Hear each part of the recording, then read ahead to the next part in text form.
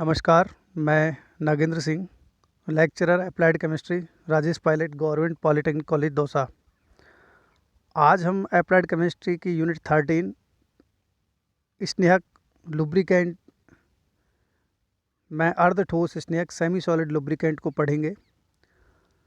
Semi solid lubricant का उपयोग उन परिस्थितियों में किया जाता है जब लिक्विड लुब्रिकेंट काम नहीं करता। सामान्यतः अर्ध ठोस स्नेहक का उपयोग उच्च दाब व उच्च ताप की अवस्थाओं में किया जाता है, क्योंकि उच्च दाब व उच्च ताप की अवस्थाओं में लिक्विड लुब्रिकेंट अपनी लुब्रिकेटिंग पावर खो देता है और धातु सतह को छोड़ देता है। ऐसे में हम सेमी सॉलिड लुब्रिकेंट का उपयोग करते हैं। सेमी सॉलिड लुब्रिकेंट को वनस्पति या जंतु तेल तथा मिनरल ऑयल्स में साबुन मिलाकर बनाते हैं। इन्हें ग्रीस भी कहते हैं और ग्रीस निम्न प्रकार के होते हैं, जैसे soda soap grease, lime soap grease, lithium soap grease, aluminium soap grease. इनमें जो ग्रीस के नाम है वो इसमें उपस्थित मेटल के कारण होता है। जैसे सोडा सोप ग्रीस में सोडियम धातु होती है, लिथियम सोप ग्रीस में लिथियम धातु होती है, लाइम सोप ग्रीस में कैल्शियम धातु होती है, एल्युमिनियम सोप ग्रीस में एल्युमिनियम धातु होती है। आप देख सकते हैं रिएक्शन में अर्ध ठोस स्नेहक सेमी सॉलिड लुब्रिकेंट को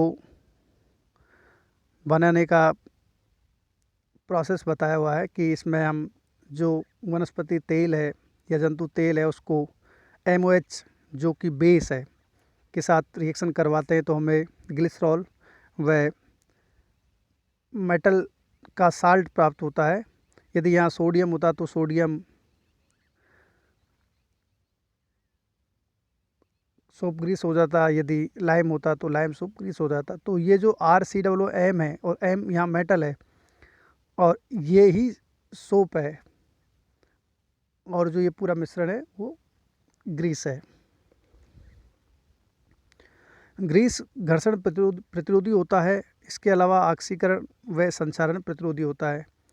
यह उच्च दाब व उच्च ताप सहन करने की क्षमता रखता है। ग्रीस होता है वो जो धातु सतहों के मध्य घर्षण उत्पन्न होता है उसको प्रतिरोधित करने की क्षमता रखता है। वायुमंडल में उपस्थित ऑक्सीजन से ऑक्सीकृत नहीं होता है। इसके अलावा यह धातु सतह को कोरोजित नहीं करता, संक्षारित नहीं करता है। ग्रीस उच्च ताप व उच्च दाब की अवस्थाओं में कार्य करने में सक्षम है। ग्रीस लंबे समय तक धातु सतह पर टिका रहता है, धातु सतह को छोड़ता नहीं है। अतः ग्रीस का उपयोग उन परिस्थितियों में किया जाता है जहां लुब्रिकेटिंग ऑयल काम करना बंद कर देते हैं। इसके बाद जो तीसरा प्रकार है लुब्रिकेंट का वो सॉलिड लुब्रिकेंट है, ठोस स्नेहक है। ठोस स्नेहकों का उपयोग उच्च दाब व उच्च ताप पर कार्य करने वाली मशीनों में किया जाता है जहां द्रव व अर्ध ठोस स्नेहक अनुपयोगी हो जाते हैं।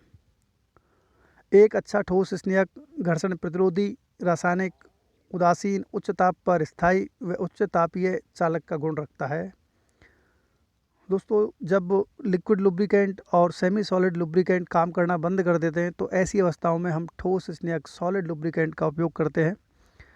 सॉलिड लुब्रिकेंट उच्च दाब व उच्च ताप पर कार्य करने में सक्षम होता है। इसके अलावा ये जो सॉलिड लुब्रिकेंट होता है वो रासायनिक तौर से उदासीन होता है, यानी ये ना तो मेटल सरफेस के साथ रिएक्शन करता है और ना ही वायुमंडल में उपस्थित ऑक्सीजन के साथ ऑक्सीकृत होता है। यह उच्च ताप पर स्थायी होता है। इसके अलावा इसमें तापीय चालकता का गुण होता है। यह मेटल सरफेस के मध्य घर्षण के कारण उत्पन्न ऊष्मा को अवशोषित करने का गुण रखता है, जिससे मेटल सरफेस ठंडी रहती है। इसके कुछ उदाहरण आपसे डिस्कस किए हुए हैं। दोस्तों, कई बार आपसे सॉलिड लुब्रिकेंट ठोस स्नेहक के एग्जाम्पल्स पूछे हुए हैं, तो आपको इसके एग्जाम्पल्स याद होने चाहिए। यदि आपसे शॉर्ट नोट पूछा जाए तो आप आराम से इसके शॉर्ट नोट्स भी लिख सकें। एक फर्स्ट एग्जाम्पल है ग्रेफाइट। ये कार्बन का अपर रूप है और इसकी संरचना परतों के रूप में होती है जो आपस में एक दूसरे पर खिसकती है। इसकी परतों के एक दूसरे पर खिसकने के कारण ही यह चिकनायुक्त व नर्म होता है और ठोस स्नेक की तरह कार्य करता है। आप देखिए कि जो ग्रेफाइट होता है उसकी जो स्ट्रक्चर होती है वो सीट की फॉर्म होती है, और ये सीट जो होती है वो एक दूसरे पर फिसलती है, और एक दूसरे पर फिसलने के कारण ये चिकनाई युक्त होता है, और इसीलिए ये लुब्रिकेंट की तरह कार्य करता है।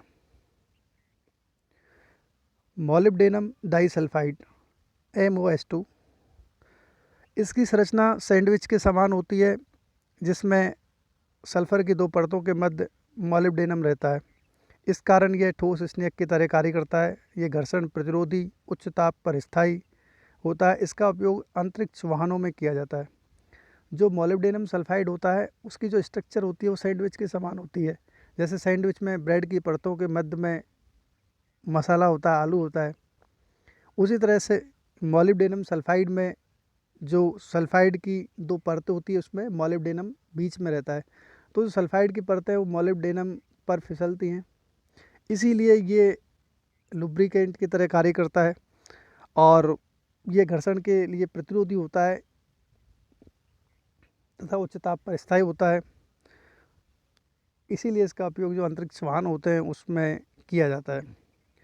हाँ, तीसरा एग्जाम्पल है माइका, जिसका सामान्य सूत्र K2O Al2O 3SiO2 2H2 होता है। कई बार माइका का आपसे सूत्र पूछ लिया जाता है, फॉर्मूला पूछ लिया जाता है। ये बहुत ही मुलायम होता है, और जब इसको हम लुब्रिकेंट की तरह यूज़ करते हैं तो ये जो मेटल सरफेस के ऊपर जो खुरदराहट होती है, छोटे छोटे छिद्र होते हैं, उन होल्स को, उन छिद्रों को ये भर देता है, और जिससे मेटल सरफेस एकदम चिकनी हो जाती है, और मेटल सरफेस के मध्य घर्षण जो होता है वो बहुत कम हो जाता है। इसीलिए इसको हम सॉलिड लुब्रिकेंट के रूप में यूज़ करते हैं।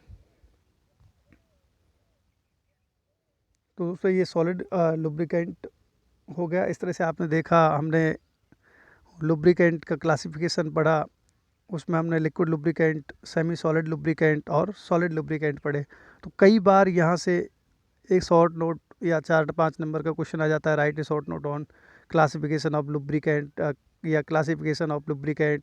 कई बार ऐसे क्वेश्चन पूछा गया है कि right definition of lubricant and also classification of lubricant. तो इस तरह से आपसे परिभाषा पूछ ली जाती है लुब्रिकेंट की, और इसका जो वर्गीकरण है वो पूछ लिया जाता है। तो ये बड़ा ही इंपॉर्टेंट क्वेश्चन होता है सब्जेक्टिव के हिसाब से, तो आप इसको वहाँ भी देखें।